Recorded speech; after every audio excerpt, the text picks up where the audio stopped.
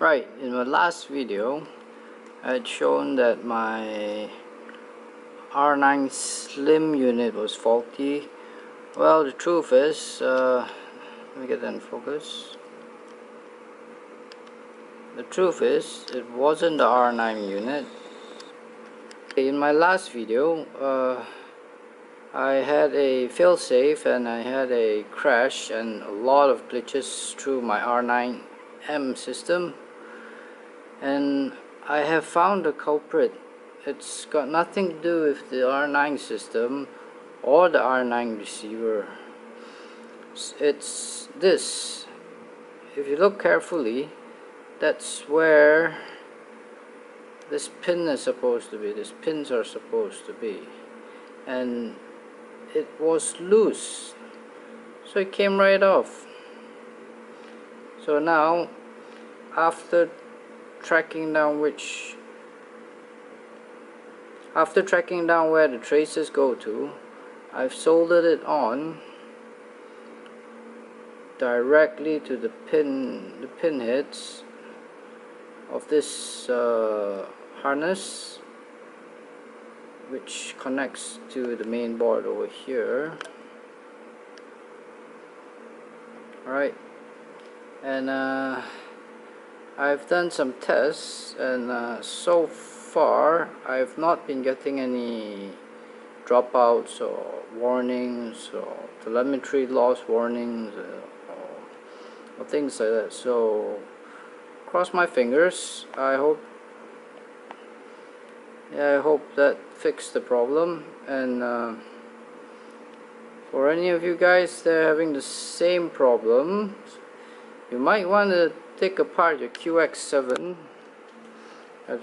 Taranis QX7, and just have a look and see if it's because of this. If you look carefully, it's soldered onto, it's just soldered onto these pads here, which are actually the end of the trace. These traces over here. So the copper trace is completely broken off because this was directly soldered onto the copper trace, and that's not a very robust system. And yeah, now I use a external battery for my R9 system. So I mount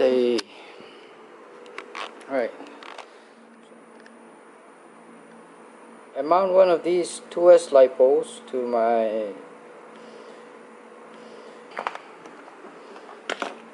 R9 system through the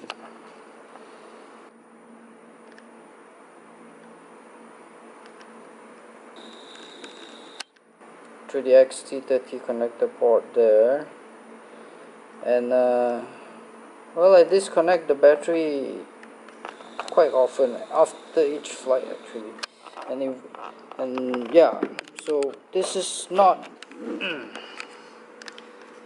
this was not very robust,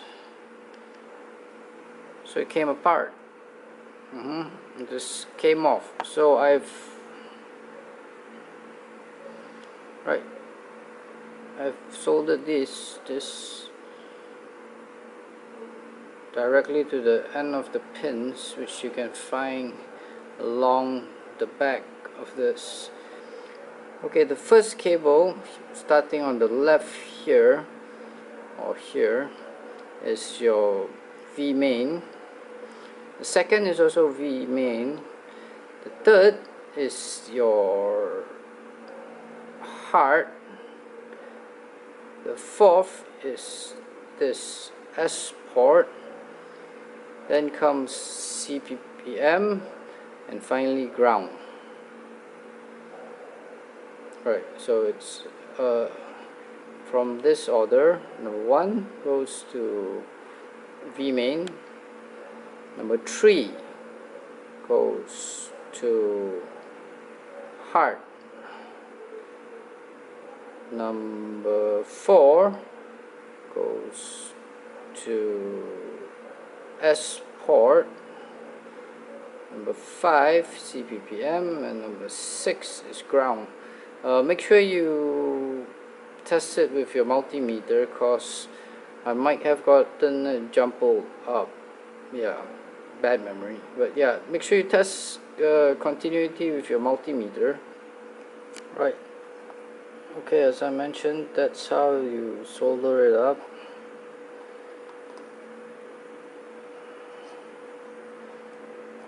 So I'm not sure if it's clear, but you have to do a continuity check. And this is how I soldered it up. So this is the board.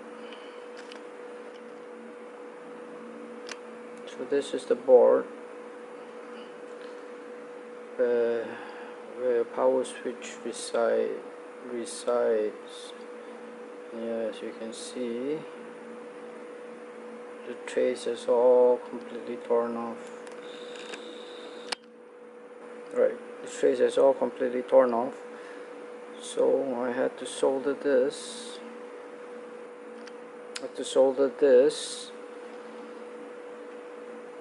Like this. If you need schematics, which I don't think you do, just do a continuity test from here back to here.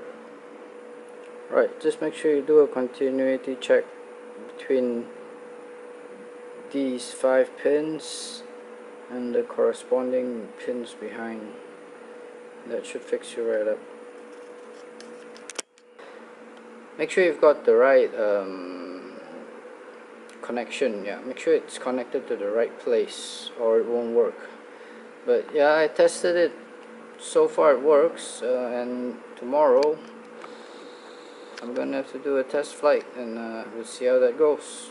So in order to make sure that your pins are secure, alright, to secure it down tightly, I've got some gaff tape there.